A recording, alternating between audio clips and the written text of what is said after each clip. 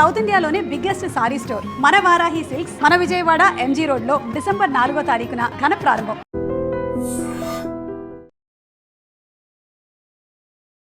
Hong Kong ఉత్తర థాయిపోలో జరిగినటువంటి అత్యంత భారీ రెసిడెన్షియల్ ఎస్టేట్లో జరిగినటువంటి అగ్ని ప్రమాద ఘటన తెలిసిందే. నిన్న హాంకాంగ్ కాలమాన ప్రకారం 2 గంటల 50 నిమిషాల ప్రాంతంలో ఒక్కసారిగా ఈ భారీ నివాస సముదాయంలో అగ్నికేలలు ఎగసిపడ్డాయి. మొత్తం టవర్స్ అంటే అక్కడ చూస్తే టవర్ సిస్టంలో ఫ్లాట్స్ ఉంటాయి. ఇక్కడ ఈ టవర్స్లో 2000 వరకు ఫ్లాట్స్ ఉన్నాయి. అందులో భారీ ఎత్తున జనాభా చిక్కుకుపోయినటువంటి పరిస్థితి. ఈ సమాచారం అందిన వెంటనే ఫైర్ ఫైటర్స్ హుటాహుటిన అక్కడికి చేరుకొని మంటలు అదుపు చేసే క్రమంలోనే ఫైర్ ఫైటర్స్ ప్రాణాలు కోల్పోయిన దురదృష్టకరమైన ఘటన కూడా మనం చూసాం. ఇప్పటికీ ఈ అత్యంత భారీ అగ్ని ప్రమాదంలో 56 మంది వరకు చనిపోయినట్లుగా తెలుస్తోంది. అలాగే 279 మంది గల్లంతైనట్లుగా కూడా అక్కడి ప్రభుత్వం చెబుతోంది. ఈ ప్రమాదాన్ని అత్యంత భారీ అగ్ని ప్రమాదంగా చెప్తున్నారు.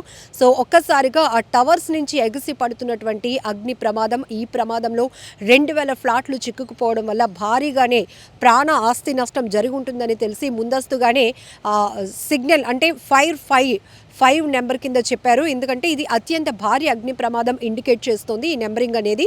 దీంతో పెద్ద ఎత్తున ఫైర్ సేఫ్టీ ప్రికాషన్స్తో అక్కడికి చేరుకొని మంటలను అదుపు చేసే ప్రయత్నం గంటల పాటు కూడా రెస్క్యూ కొనసాగింది. ఎందుకంటే చిన్నగా ఆ ఫ్లోర్స్ అన్నీ కూడా మనకి టవర్ సిస్టంలో అక్కడ కనపడుతూ ఉంటాయి కాబట్టి ఇది అత్యంత బహుళ రెసిడెన్షియల్ టవర్గా కూడా చెప్తున్నారు. సో 8 టవర్లలో ఉంటుంది. అది 33 అంతస్తులు ఒక్కొక్క టవర్ ఉంటుందంట. టోటల్గా 7 టవర్లకి కూడా ఈ అగ్నికేలలు అంటుకున్నాయి. అయితే ప్రమాదం జరిగిన వెంటనే అక్కడ కొన్ని టవర్స్లో నిర్మాణ పనులు కూడా జరుగుతున్నాయి. దానికోసం మరమ్మతుల నిమిత్తం ఆ కిటికీ విండోస్ దగ్గర ఉపయోగించినటువంటి పాలిస్టరన్ బోర్డ్స్ అది మండే స్వభావాన్ని కలిగి ఉంటుంది కాబట్టి ఈ అగ్నికేలలు అతి వేగంగా వ్యాప్తి చెంది ఇంత భారీ ప్రమాదానికి కారణమైందని కూడా ప్రాథమిక దర్యాప్తులో కూడా అధికారులు గుర్తించడం జరిగింది. అయితే పూర్తిగా దట్టమైన పొగ దావానంలా వ్యాపించడం వల్ల అందులో చిక్కుకున్న వారి పరిస్థితి చావు కేకలతో భయానకమైన పరిస్థితులు కూడా కనబడ్డాయి. నిన్నటి నుంచి కూడా రెస్క్యూ కంటిన్యూగా కొనసాగుతూనే ఉంది. ఇప్పటికీ మృతదేహాలు బయటకు వెలికి తీయటం, అలాగే ఆ మంటల్లో చిక్కుకొని పూర్తిగా అస్వస్థతకు గురైన వారు క్షతగాత్రులను హుటాహుటిన హాస్పిటల్స్కు తరలించి వారికి మెరుగైన ట్రీట్మెంట్ కూడా అందిస్తున్నారు. అలానే ఈ అత్యంత భారీ ప్రమాదం జరిగినటువంటి ఉత్తర థాయిపోలో టెంపరీ షెడ్లు కూడా ఏర్పాటు చేసి అందులో చిక్కుకున్న వారు ఒకవేళ సేఫ్గా బయటపడిన వాళ్ళు ఉంటే వారు అక్కడ స్టే చేయడానికి కావాల్సినటువంటి ఏర్పాట్లు కూడా అక్కడ ప్రభుత్వం చేస్తోంది. దీనిపైన అత్యంత సమగ్రవంతమైనటువంటి దర్యాప్తు కూడా చేస్తున్నాము. ఇది చాలా దురదృష్టకరమైన ఘటన. మృతుల కుటుంబాలకు అలాగే బాధిత కుటుంబాలకు అండగా ప్రభుత్వం ఉంటుందని కూడా అక్కడ ఉన్నతాధికారులు ఇప్పటికే ప్రకటించడం కూడా జరిగింది. హాంకాంగ్లో ఈ ప్రమాదాన్ని 17 ఏళ్ల క్రితం ఇట్లాంటి ప్రమాదాలు జరిగాయి. 17 ఏళ్లలో కూడా చూస్తే ఇది అత్యంత భారీ అగ్ని ప్రమాదంగా అత్యంతగా ఆస్తి ప్రాణ నష్టం జరిగినటువంటి ఘటనగా కూడా అధికారులు నిర్ధారించారు. ఒక్కసారి ఈ ప్రమాద ఘటన దృశ్యాలు స్క్రీన్ పైన చూసిన వెంటనే ప్రతి ఒక్కరిలో వణుకు పుడుతోంది. ఎందుకంటే ఈ మధ్య మనం డెవలప్మెంట్ పేరుతో టవర్ సిస్టమ్స్ మనం చూస్తున్నాం. భారీ ఎత్తున గేటెడ్ కమ్యూనిటీ రెసిడెన్షియల్ ఫ్లాట్స్ ఒకే చోట వేలాదిగా ఉండేటప్పుడు ఒకవేళ జరగరాని ప్రమాదం ఏదైనా జరిగితే ఆ ప్రమాదం స్థాయి ఎలా ఉంటుందో కూడా చెప్పడానికి ఇదొక ఉదాహరణగా చెప్పొచ్చు.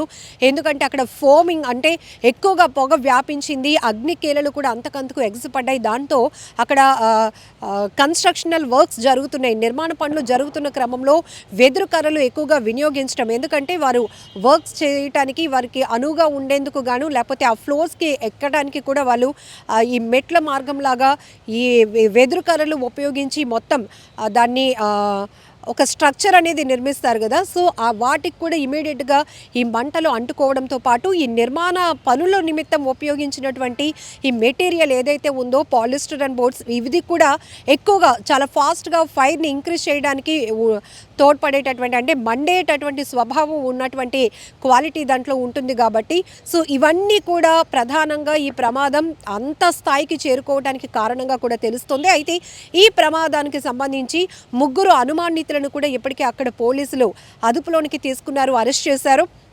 ఈ ప్రమాదం జరిగిన కొన్ని గంటల్లోనే ఒక చిన్న వీడియో కూడా వైరల్ అవుతోంది.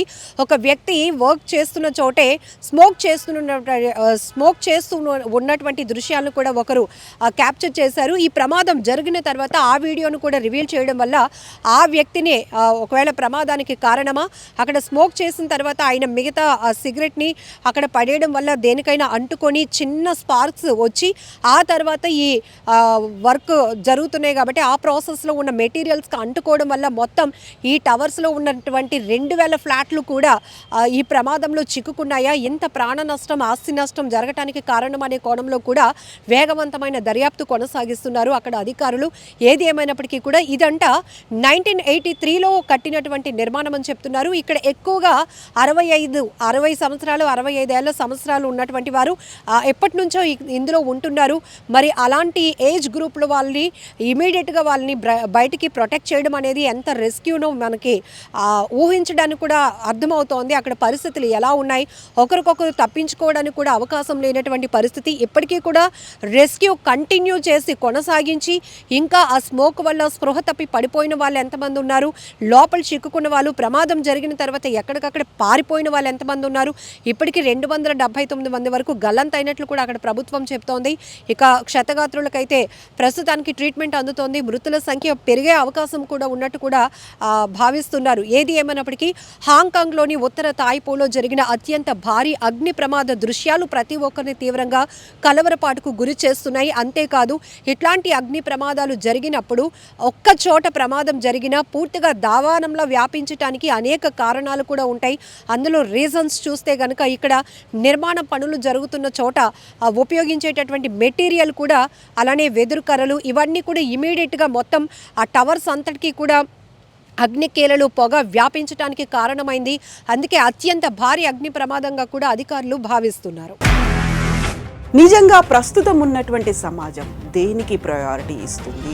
ఆర్థిక సంబంధాల చుట్టూ మాత్రమే తిరుగుతోంది. మళ్ళీ ఎన్నికలంగానే చాలా విరక్తి కలుగుతున్నాం. మంచి అనిపిస్తుంది కదా, లేడీస్ కూడా ఛాలెంజింగ్ జాబ్స్ చేసినప్పుడు చాలా బాగుంటది. ట్రాఫిక్ అసిస్టెంట్స్ గా నియమించిన ట్రాన్స్జెండర్స్ అందరితో సాల్యూట్ చేయించుకుంటున్నారు. ఫుడ్ డెలివరీ ఇవ్వటానికి వెళ్ళినటువంటి డెలివరీ బాయ్ అనిల్ పై కళ్ళ ముందు